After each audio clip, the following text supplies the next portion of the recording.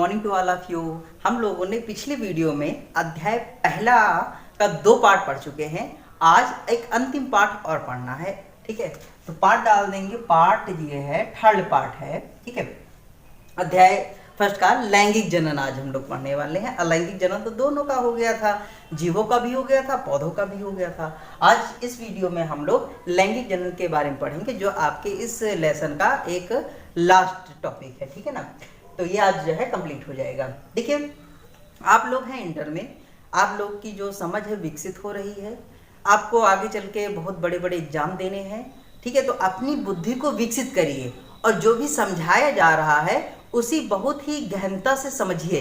अपनी बुद्धि का प्रयोग करके नोट्स बनाइए, ठीक है ना। नोट्स तो हम दे सकते हैं, आप किताबों से भी ले सकते हैं, बहुत सारी मार्केट में गाइड भी हैं, लेकिन उसके पढ़ने के बाद भी नहीं समझ में आता है तो आप चीज़ों को समझिए।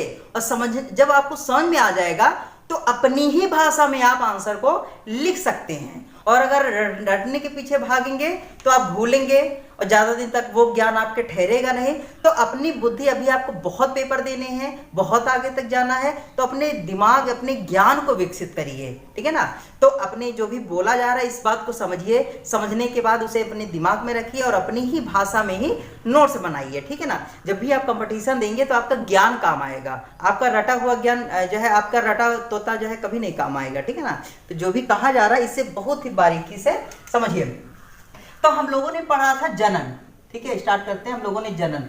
जनन में जो होता है वो अलैंगिक जनन होता है, ठीक है, और जो है लैंगिक जनन होता है। लैंगिक, ये हम रोज इसलिए लिखते हैं कि आपके दिमाग में एक जो है स्ट्रक्चर डेवलप हो जाए। अगर ये डेवलप हो जाएगा तो आप कभी भी कुछ भी नहीं भूलोगे, ठीक है। जैसे हमें याद है, रटा पड़ा है, वैसे आपको भी रट जाएगा। अलैंगिक जनन यानी कि अलैंगिक जनन किस में होगा?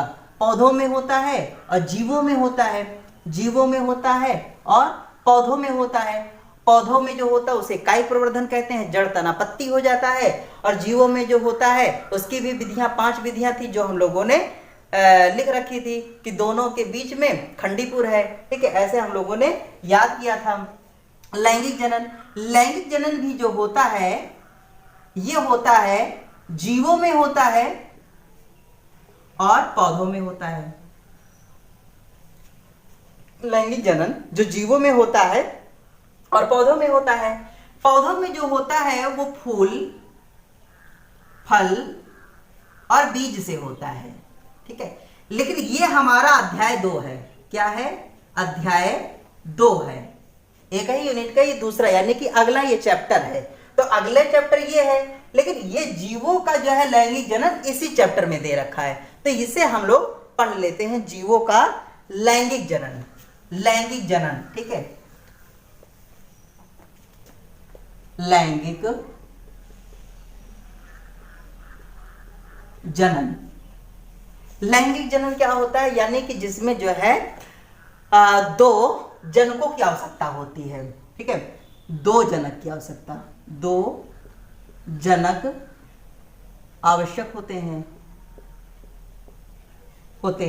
यानी कि एक नर युग्मक होना चाहिए, नर भाग का नर युग्मक होना चाहिए और दूसरा मादा युग्मक होना चाहिए,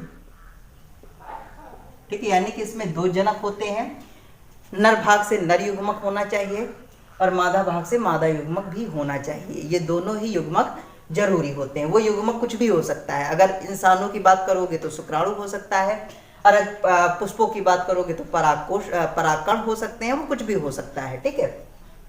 तो एक नर युग्मक होना चाहिए, एक मादा युग्मक होना चाहिए, ठीक है। एक नर युग्मक होगा और एक मादा युग्मक होगा। इन दोनों का जब मिलन होगा, ठीक है, तो इस क्रिया को कहा जाता है फर्टिलाइजेशन या निषेचन। निषेचन, ठीक है। इस क्रिया को निषेचन कहा जाता है, ठीक है। और निषेचन के बाद ही जो है इसमें भ्रूण बनता है या जायगोट बनता है। जायगोट बनता है या इसे ही जो है युग्मनज कहा जाता है। क्या? युग्मनज। युग्मनज, देखिए, युग्मन, युग्मक, युग्मक मिलके युग्मन जा बन गया। जा का मतलब जन्म, यानी कि यहाँ पे किसी चीज का जन्म हो रहा है, जहां पर भी जा हो जाता है, जा का मतलब जन्म लेना, जिसे पंकज, पंक में जन्म लेना, ठीक है। तो जो है नर युग्मक मादा युग्मक के मिलने से जो है निषेचन होती है, और निषेचन के बनने के बाद जाइगोट बन जाता है। तो ये कुछ चीजें होती हैं, यानी कि लैंगिक जनन में 2 जनक आवश्यक होते हैं, ठीक है। और उन जनकों में जो है कौन सा जो है अर्धसूत्री विभाजन होता है। कौन सा होता है? अर्धसूत्री विभाजन, विभाजन, ठीक। देखिए ये अर्धसूत्री विभाजन और समसूत्री विभाजन, ठीक है।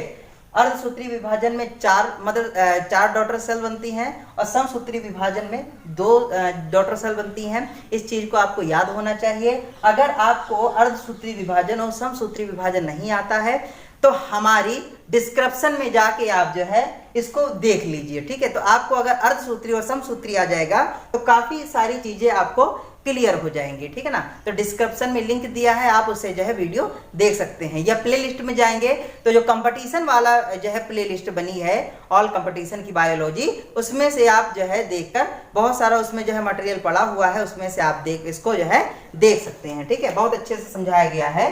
तो इसमें जो होता है अर्धसूत्री विभाजन होता है। अब इसी की कुछ प्रोसेस हैं, वो हम लोग जो है डिस्कस करेंगे।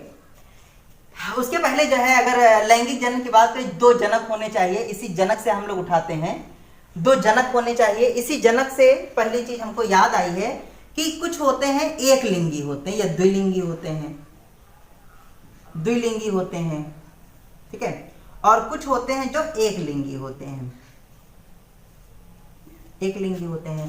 द्विलिंगी क्या होते हैं? देखिए द्वि से लग रहा है कि 2 लिंग वाला, सही बात है। यहीं से जो है इसको निकालेंगे। द्विलिंगी का मतलब 2 लिंग वाला, यानी कि जब एक ही शरीर में नर और मादा भाग उपस्थित होते हैं, यानी कि एक ही शरीर में या एक ही प्राणी में, एक ही शरीर या प्राणी में नर व मादा भाग हो, नर व मादा भाग हो। जब एक ही शरीर में नर व मादा दोनों भाग होते हैं तो उसको कहा जाता है द्विलिंगी, यानी कि दोनों लिंग एक ही शरीर में हो जाना। जैसे केचुए का होता है और स्पंज का होता है। स्पंज सागरों में पाए जाने वाला एक प्राणी है जिसके शरीर में बिल्कुल छेद से होते हैं, ठीक है, और बड़ा मांस का एक लोथड़ टाइप में होता है, स्पंज कहा जाता है। तो केचुआ हो गया, एक ही शरीर या प्राणी में नर व मादा भाग दोनों उपस्थित होते हैं तो उसको द्विलिंगी कहते हैं। और एक लिंगी क्या होता है? एक ही शरीर में केवल एक ही भाग हो, केवल एक भाग हो, एक भाग हो, या तो नर हो या मादा, ठीक है, या तो एक ही भाग हो या तो नर भाग हो या मादा भाग हो, तो उसको कहा जाता है एक लिंगी, ठीक है, एक लिंगी प्राणी या द्विलिंगी प्राणी। ये हमको यहां से याद आया कि जनक कैसे होते हैं, 2 जनक होते हैं। कुछ ऐसे प्राणी होते हैं कि दोनों जनक या दोनों भाग एक ही शरीर में होते हैं, कुछ में अलग अलग होते हैं। अब जैसे उसमें हमने पढ़ा था कि जो संतान कोशिकाएं या संतान उत्पन्न होती है वो बिल्कुल क्लोन जैसी होती है, जबकि इसमें क्या होता है, अलैंगिक जनन में जो होता है, ये सभी डिफरेंस में लिखने में काम आएगा कि जो संतान होती है वो अपने पेरेंट्स सेल के अनुसार नहीं होती। जैसे मान लो ये अगर पापा हो गए या मम्मी हो गए, तो जो संतान होगी, जो बच्चा होगा, वो पापा मम्मी जैसा नहीं होगा, उसकी आदतें कुछ डिफरेंट होंगी, उसकी सोच डिफरेंट होगी, उसका जो है शकल सूरत भी उनसे भिन्न होगा, ठीक है। ऐसा जो है लैंगिक जनन में होता है। लैंगिक जो अलैंगिक जनन था उसमें जैसे लाल गुलाब का कलम है तो लाल ही उसमें गुलाब होगा, फिर काला गुलाब नहीं होगा, ठीक है। तो ये चीज हो गई। अब जो है इसमें ये याद रखेंगे कि निषेचन से संबंधित कुछ घटनाएं हैं, लैंगिक जनन की कुछ घटनाएं हैं, यानी कि निषेचन या लैंगिक की कुछ घटनाएं हैं, लैंगिक जनन की घटनाएं कौन कौन सी घटनाएं हैं? देखिए सबसे मोस्ट इंपॉर्टेंट घटना तो निषेचन की है। कौन सी है? निषेचन, ठीक है। एक तो घटना यही हो गई निषेचन की, ठीक है। और एक घटना इसके पहले हो गई, यानी कि निषेचन पूर्व घटना। भाई निषेचन जब यहाँ पे हो रहा है तो इसके पहले यहाँ पर भी तो कुछ हुआ है ना, तो यहाँ पर कुछ हुआ है तो उसे कहा जाएगा निषेचन पूर्व घटना। तो निषेचन पूर्व घटना, और ये हो जाती है निषेचन पश्च घटना। निषेचन पश्च घटना, यानी कि निषेचन क्या होता है, जब भी नर युग्मक और मादा युग्मक का संलयन होता है। संलयन का मतलब क्या होता है, संलयन का मतलब हम लोगों ने केमिस्ट्री में पढ़ा है, जैसे जो है विखंडन होता है, यानी कि जब बड़ा नाभिक छोटे छोटे नाभिकों में टूटता है तो उसको कहा जाता है विखंडन, यानी कि विखंडित हो जाना। संलयन क्या होता है, जब छोटे छोटे नाभिक एक बड़ा मिलते हैं और बड़ा नाभिक बनाते हैं, उसको संलयन कहा जाता है। यहाँ पर भी यही चीज है कि दो लोगों को जब संलयन किया जाता है यानी कि मिलाया जाता है, तो उसमें जो है दोनों का निषेचन कहा जाता है। यानी कि नर युग्मक मादा युग्मक जब मिल जाते हैं तो इस मिलन को ही स्टैंडर्ड भाषा में संलयन कहा जाता है। यानी कि नर युग्मक मादा युग्मक का जब संलयन होता है तो क्या होता है, निषेचन। इस प्रक्रिया को निषेचन कहते हैं। और निषेचन के पश्चात यह युग्मनज या जायगोट बन जाता है। ठीक है, तो ये निषेचन क्या होता है, यानी कि नर युग्मक मादा युग्मक का मिलन होता है। निषेचन पूर्व घटना, यानी कि निषेचन जब यहाँ पे हुआ, ठीक है, तो निषेचन के पहले भी यहाँ पर भी तो कुछ हुआ होगा, यहीं से तो हमारी कहानी स्टार्ट हुई थी। यानी कि युग्मकों का निर्माण हुआ। क्या हुआ, युग्मक का निर्माण हुआ। तो यहाँ पे निषेचन पूर्व घटना में आती है युग्मक का निर्माण, युग्मक का निर्माण होता है।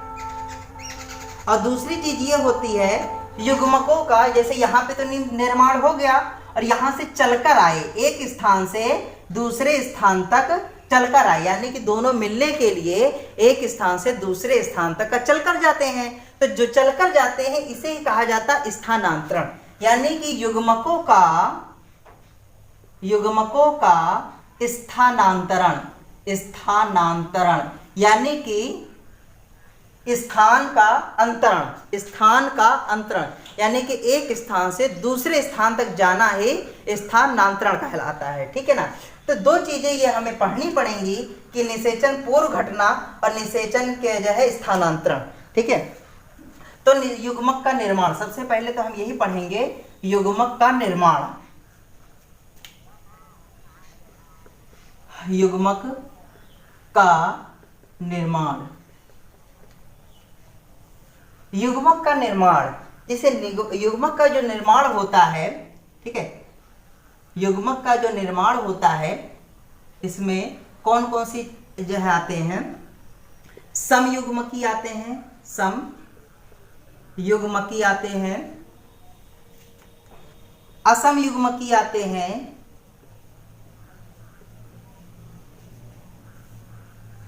और विषम युग्मकी आते हैं। ठीक है, समयुग्मकी आते हैं, असमयुग्मकी आते हैं और विषम युग्मकी आते हैं। ठीक है, समयुग्मकी का मतलब देखिए यहीं से समझिएगा, सम का मतलब समान, युग्मकी का मतलब युग्मक, यानी कि जब दोनों युग्मक समान हो। इसकी क्या डेफिनेशन लिखेंगे, जब दोनों युग्मक का शेप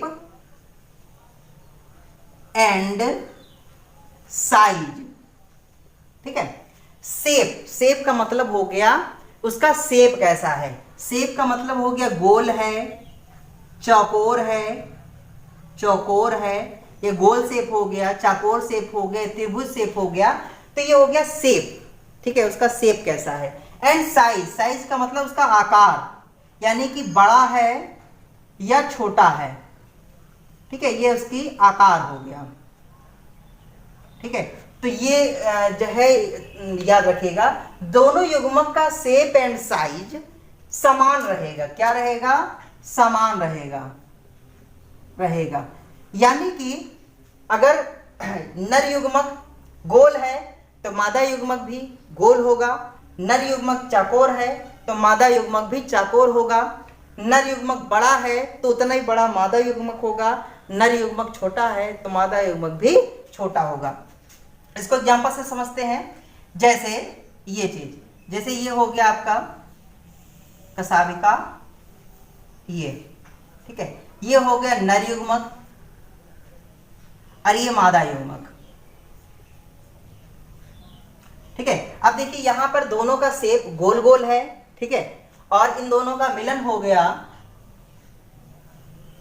ठीक है, तो ये बन के एक नया प्राणी बन गया। ठीक है, तो जब नया प्राणी बना है ये, तो उनका जो है शेप एंड साइज बिल्कुल सेम रहेगा, उसी के जैसा जो है ये यहाँ पर नर युग्मक जैसा है, मादा युग्मक भी ऐसा होगा। अगर गोल है तो वो भी गोल रहेगा, वो जितना बड़ा है वो भी उतना ही बड़ा रहेगा। इसका जो एग्जाम्पल है वो स्पाइरोगायरा है,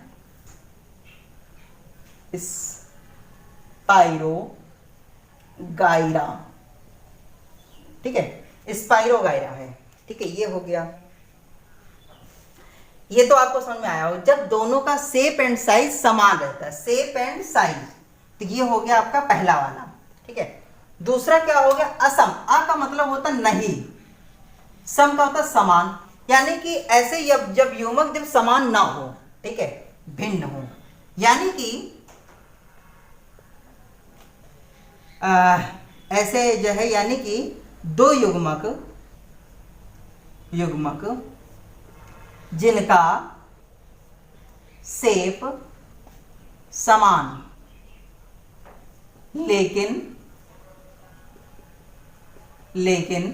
साइज अलग हो या डिफरेंट हो, साइज अलग होता है, यानी कि दो युग्मक जिनका शेप समान होता है एंड साइज डिफरेंट होता है, तो उसको असम युग्मकी कहते हैं। जैसे एक बड़ा ले लेते हैं, एक छोटा ले लेते हैं, ये हो गया मादा और ये हो गया नर, इन दोनों का मिलन हो गया, तो ये बड़ा और ये छोटा। तो ये एग्जांपल है क्लाइडोमोनास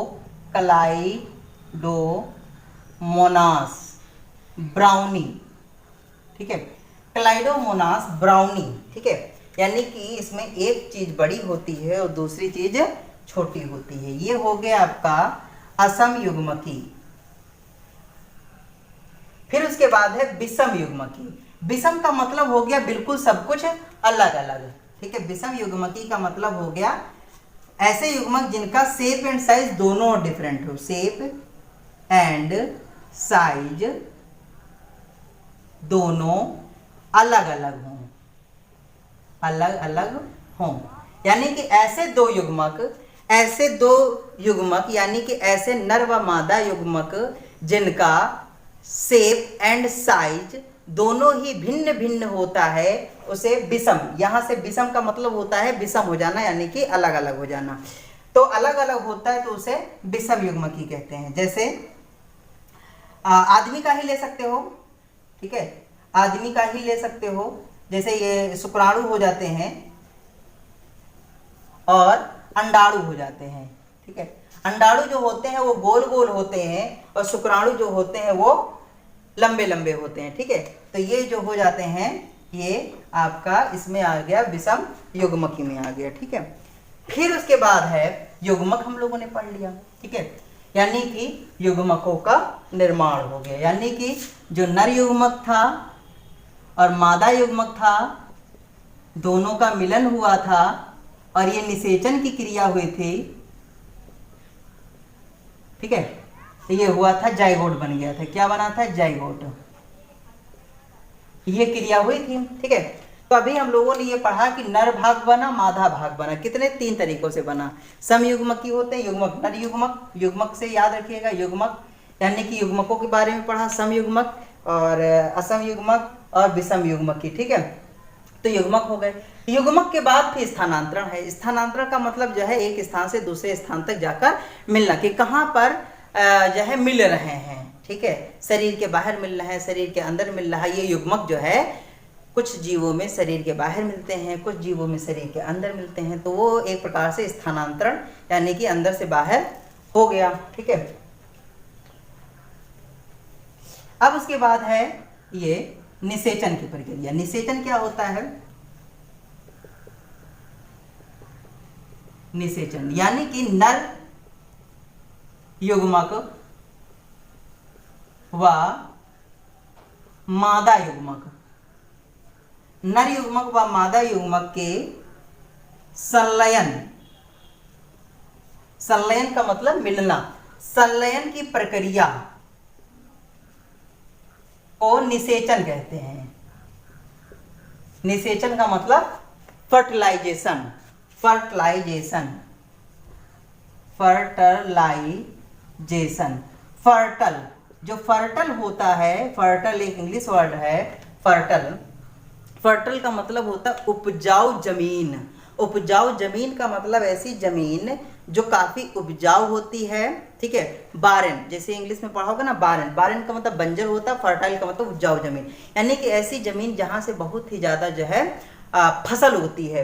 तो ये भी तो कुछ ऐसा ही तो है, यहाँ पर भी तो नई संतान या नई फसल या नई संतान का उद्भव हो रहा है, ठीक है। तो फर्टिलाइज एक ऐसा शब्द है जहां पर कोई नई वंश या नई प्रथा या नया वंश जब जुड़ता है या नई जो है आने वाली पीढ़ी आती है, तो वहां पे फर्टिलाइज शब्द का यूज होता है। इस संलयन की प्रक्रिया को निषेचन कहा जाता है, ठीक है, यानी कि फर्टिलाइजेशन होता है, ठीक है। निषेचन हो गया। निषेचन, यहां से एक और चीज याद रखिएगा, निषेचन जो होता है दो प्रकार का होता है। एक तो होता है बाह्य निषेचन, एक अंतः निषेचन। बाह्य निषेचन, अंतः निषेचन। निषेचन, ठीक है। हम लोग यहाँ पे जाइगोट बनाए, वो युग्मक बनाए, युग्मक बनने के बाद उनको स्थानांतरित किया, मिलाया, मिलाने के बाद जब मिल गए तो उसको निषेचन कहा गया। और निषेचन भी दो तरीके से होता है, यानी कि जो इनका मिलन होता है दो तरीके से होता है। कैसे? बाह्य निषेचन होता है, अंतः निषेचन होता है। अंतः निषेचन होता है, बाह्य निषेचन होता है। बाह्य निषेचन का मतलब जो भी निषेचन की क्रिया होगी, यानी कि जो भी नर युग्मक मादा युग्मक का जो मिलन होगा वो शरीर के बाह्यता में बाहर होता है, ठीक है। नर युग्मक व मादा युग्मक का मिलन शरीर के बाहर होता है, ठीक है। ये याद रखिएगा कि जो भी नर युग्मक होते हैं या मादा युग्मक होते हैं, उनका जो मिलन होता है वो शरीर के बाहर होता है। शरीर जैसे ये किसमें होता है? ये उभयचरों में होता है। उभयचर, उभयचर का मतलब होता है मछली, यो में भी ऐसा होता है। उभय का मतलब क्या होता है? उभय चर, यानी कि जो पानी में भी रहते हो, ठीक है, और उसमें जो है क्या कहते हैं, पानी में भी रहते हो, जमीन पे भी। जैसे अब मेढक हो गया, सांप हो गया या मछली हो गई, ठीक है। मछली तो पानी में ही रहती है, तो ये तो मत्स्य वर्ग में आ जाता है। उभयचर यानी कि दोनों में रहते हो। तो उनमें जो हो ऐसा होता है कि नर युग्मक मादा युग्मक जो है शरीर के बाहर मिलते हैं। जैसे जो मछली होती है, मछली में एक जो है बड़ा सा अंडा होता है। मछली में एक बड़ा सा अंडा होता है। जब मछली अंडा देने वाली होती है तो उसके पेट में जो है बड़ा सा अंडा होता है। ये जान लीजिए अंडों की एक थैली होती है। अंडों की एक थैली होती है, और ये जैसे जो मछली जब जो है अंडे देती है तो बहते हुए पानी में देती है। ये हमने खुद अपनी आंखों से देखा है। तो मैं आपको बता रहा हूँ, एक टैंक बनाया जाता है, और टैंक ज़्यादा बड़ा नहीं होगा, छोटा होगा। उसमें कुछ ऐसी चीज़ें होती हैं कि पानी घूमे उसमें, यानी कि ऐसा लगे कि बहता हुआ पानी है। और फिर बहता हुआ पानी है, एक नली से जो है पानी को निकाला जाता है, दूसरी तरफ से पानी को डाला जाता है। तो पानी ऐसा प्रतीत होता है जैसे बह रहा है, और उसमें जो है एक मछली होगी, यानी कि एक नर मछली को छोड़ा जाता है और एक मादा मछली को छोड़ा जाता है। फिर जो मादा मछली का ये जो अंडा होता है, अंडे की झिल्ली जब फटती है तो जो है क्या कहते हैं, वो बहते हुए पानी में जो है घूमती रहती है। घूम घूम के इस झिल्ली से बहुत ही छोटे छोटे चींटी जैसे अंडे जो है बाहर निकलते रहते हैं। और उसी के ऊपर जो है जो नर मछली होती है वो भी घूमा करती है, और वो जो है अपने जो है स्पर्म गिराया करती है। जिन अंडों का फर्टिलाइजेशन हो जाता है, यानी कि जिन अंडों पे मिलन हो जाता है, जिन अंडों से नर युग्मक मिल जाता है, वे अंडे तो निषेचित हो जाते हैं, यानी कि उसमें से बच्चे निकल आते हैं, और बाकी जो है बेकार हो जाते हैं। तो इस तरीके से मछली का जो है ये होता है। फिर ये जो है हजारों में अंडे देती है मछली, लाखों में देती है। तो बहुत ही कम ऐसे अंडे हो पाते हैं जो निषेचित हो पाए, ठीक है। और फिर उससे चीटी जैसे कीड़े बन जाते हैं। कीड़े बनने के बाद जो है 10-15 या 1 महीने के बाद धीरे धीरे इतने छोटे से और बड़े कीड़े, और फिर उनसे जो है मछली के टाइप में नजर आने लगते हैं, ठीक है। तो ये जो है इस तरीके से मछलियों का निर्माण होता है बाह्य निषेचन में। अंतः निषेचन में क्या होता है? जब नर युग्मक मादा युग्मक के, जब नर युग्मक मादा युग्मक जो मिलन होता है, ये मिलन शरीर के अंदर हो। अंतः निषेचन का मतलब क्या होता है? संलयन शरीर के अंदर हो। जब जो संलयन होता है ये शरीर के अंदर होता है तो इसको कहा जाता है अंतः निषेचन। ये सभी स्तनपायी जो जीव होते हैं, स्तनधारी जो हो, मैमल्स जो होते हैं, उन सभी में जो है अंतः निषेचन होता है, यानी कि अंदर ही फर्टिलाइजेशन होता है। ठीक है, अंदर ही मिलन होता है। ये होता है निषेचन, अंतः निषेचन और बाह्य निषेचन। तो हम लोग यहां से यहां तक आ गए, यानी कि अंतः निषेचन के पूर्व घटना, निषेचन के पूर्व घटना क्या हुआ? नर युग्मक बना, मादा युग्मक बना और उनका स्थानांतरण हुआ। फिर निषेचन हो गया। निषेचन होने के बाद क्या हुआ कि निषेचन हुआ यानी कि दोनों का मिलन हुआ। ठीक है, दोनों के मिलन की घटना को या दोनों के मिलन के प्रोसेस को ही निषेचन कहा जाता है। अब जो है उसके बाद क्या होता है? निषेचन पश्चात घटना, यानी कि निषेचन के बाद घटना। एक और चीज रह गई यहाँ पर, निषेचन। कुछ ऐसे जीव जंतु हैं जो निषेचन नहीं करते हैं, बिना निषेचन के ही अपनी जो है बढ़ाते रहते हैं। जैसे निषेचन का मतलब उसमें जो है नर युग्मक मादा युग्मक नहीं मिलता है। जैसे आपके वो हो गई मधुमक्खी बी, उसमें एक रानी मछली होती, रानी मक्खी होती है।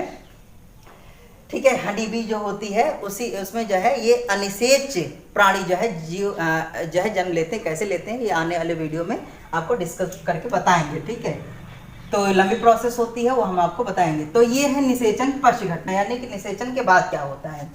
तो निषेचन के बाद क्या होता है, उसमें जाइगोट बनता है। जाइगोट यानी कि जाइगोट का मतलब ये हो गया, निषेचन पश्चात घटना युग्मनज का निर्माण होता है। युग्मनज का निर्माण होता है। ठीक है, जाइगोट का निर्माण होता है, यानी कि निषेचन के पश्चात जो है जाइगोट का निर्माण होता है। जाइगोट क्या होता है या युग्मनज क्या होता है? नर युग्मक और मादा युग्मक ये दोनों मिल जाते हैं तो एक प्रकार की खिचड़ी बन जाती है। नर युग्मक और मादा युग्मक जब मिल जाते हैं तो एक प्रकार की खिचड़ी बन जाती है। दोनों के मिलने से उस खिचड़ी को ही जो है युग्मनज कहा जाता है, यानी कि दोनों का एक मिलन होता है। ज्यादा कोई अंतर आता नहीं है अंडे में, बिल्कुल अंडा जैसा ही महसूस होता है, तो उसको कहा जाता है युग्मनज। युग्मनज के बाद जो है भ्रूण बनता है।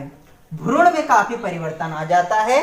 ठीक है, भ्रूण में काफी परिवर्तन आ जाता है, मेसोडर्म्स वगैरह बनने लगते हैं, तो भ्रूण बनता है। और भ्रूण के बाद ही जो है शरीर डेवलप होने जाता है और उसके बाद ही नई संतान उत्पन्न होती है। ठीक है, उसके बाद ही नई संतान उत्पन्न होती है। तो ये जो हो जाता है निषेचन के पश्चात भी घटना, यही कुछ होता है कि युग्मनज बनता है, भ्रूण बनता है, शरीर बन जाता है और नई संतान जन्म लेती है। यहाँ पे एक और चीज ध्यान देने योग्य है कि जो है कुछ प्राणी जो होते हैं अंड प्रजक होते हैं, अंड प्रजक, और कुछ जो होते हैं सजीव प्रजक होते हैं। यहां से याद रखिएगा, संतान या शरीर। ठीक है, कुछ प्राणी यानी कि भ्रूण करने के बाद अंडा देते हैं और कुछ प्राणी जो है वो सजीवों को जन्म देते हैं। ठीक है, भ्रूण बनने के बाद जो है भ्रूण जब बन जाता है तो कुछ प्राणी तो अंडा प्रजक हो जाते हैं, यानी कि अंडा देते हैं, और कुछ जो है सजीवों को जन्म देते हैं। अंडा प्रजक में जैसे आ गई मुर्गी हो गई। ठीक है, मुर्गी अंडा देती है। ठीक है, अंडा देती है तो वो अंड प्रजक में आ गए। और भी कई ऐसे प्राणी हैं जो अंडा देते हैं, उनको अंड प्रजक में रखा जाएगा। सजीव प्रजक में क्या होता है, जैसे कि पूर्ण विकसित जो संतान होती है सजीव प्रजक में आती है, यानी कि सजीवों को जन्म देते हैं। जैसे मैमल्स या स्तनधारी जो होते हैं वो सजीवों को डायरेक्ट जन्म देते हैं, एक संपूर्ण व्यक्ति को यानी कि एक संपूर्ण संतान को जन्म देते हैं, तो उसको सजीव प्रजक कहा जाता है। अंड प्रजक जो होता है, ठीक है, वो संपूर्ण नहीं होता है, वो बाद में जो है संपूर्ण हो जाता है। ठीक है, तो ये अंडे प्रजक होते हैं और सजीव प्रजक होते हैं।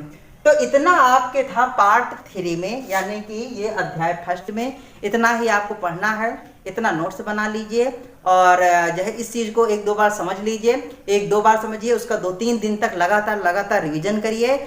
हम वादा करते हैं आपको बहुत ही अच्छी तरीके से ये आ जाएगा, और जब आ जाएगा तो आप खुद भी जो है बहुत ज़्यादा जो है आगे कंपटीशन देने योग्य बन जाएंगे। ज्ञान सीखेंगे तो कंपटीशन दे पाएंगे, वरना रटने से आपका भला नहीं होने वाला है। ठीक है, तो मिलते हैं अगले वीडियो में एक नए अध्याय के साथ। तब तक